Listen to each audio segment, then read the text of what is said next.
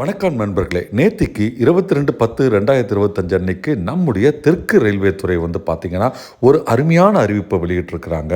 அதுதான் தாம்பரம் டு செங்கல்பட்டு வரைக்கும் போற 4வது ஒரு அடிஷனல் ரயில் பாதை. தீபாவளி முடிஞ்ச கையோட நம்ம சதர்ன் ரயில்வே பார்த்தீங்கன்னா, இப்படி ஒரு மகிழ்ச்சியான செய்தியை வெளியிட்டிருக்கிறாங்க. சென்னையின் புறநகர் பகுதியில் இருக்கிற மக்களுக்கு ஒரு பெரும் மகிழ்ச்சியை இந்த அறிவிப்பு தந்திருக்குது. அது மட்டுமல்ல, தென் மாவட்டங்களை சேர்ந்த மக்களுக்கும் இந்த ஒரு அறிவிப்பு உண்மையிலே மகிழ்ச்சி அளிக்கும்.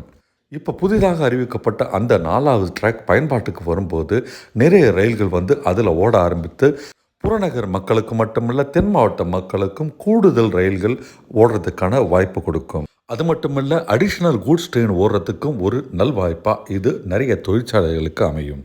தாம்பரம் டு செங்கல்பட்டு 30.02 கிலோமீட்டர் தொலைவுக்கு இந்த 4வது ரயில் பாதை கட்டப்பட உள்ளது. இந்த 4வது பாதை கட்டுறதுக்கான செலவு பார்த்தீங்கன்னா 713.56 கோடியா இருக்குன்ட்டு கணக்கிடுறாங்க. ஆனால் மொத்தமாக இதர செலவெல்லாம் சேர்த்து 757.18 கோடி செலவு கணக்கிடப்பட்டுள்ளது. இப்போதைக்கு தாம்பரம் செங்கல்பட்டுன்றது வெறும் 3 ரயில் பாதைகளை கொண்டது. அதனால் பார்த்தீங்கன்னா நிறைய பேசஞ்சர் ரயிலும் எக்ஸ்பிரஸ் ரயிலும் திக்கி திணறி தான் போக வேண்டியதாக இருக்குது.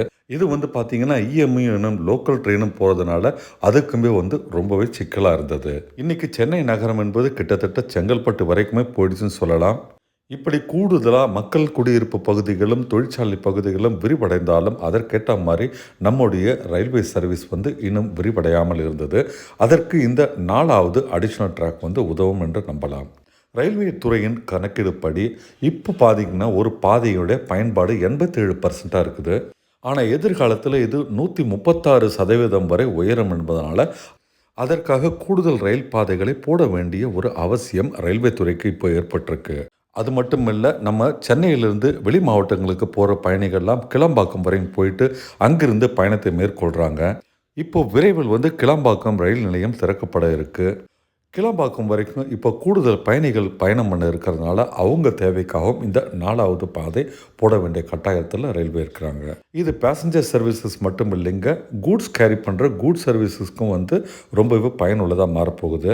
இந்த ஒரு புதிய பாதையினால் 1344 மில்லியன் டன் சரக்கு போக்குவரத்து உருவாக்கப்பட்டு ரயில்வேக்கு கூடுதலாக 157 கோடி வரை வருமானம் கிடைக்கும் என்று நம்புகிறாங்க. இதனால் உரகடம், படப்பை, காஞ்சிபுரம் போன்ற சிப்காட் பகுதிகளிலிருந்தும் நிறைய கூட்ஸ் எல்லாம் இப்போது கொண்டு போகிறதுக்கான ஒரு வாய்ப்பாக இந்த ஒரு 4வது பாதை ஏற்படுத்தி தருது.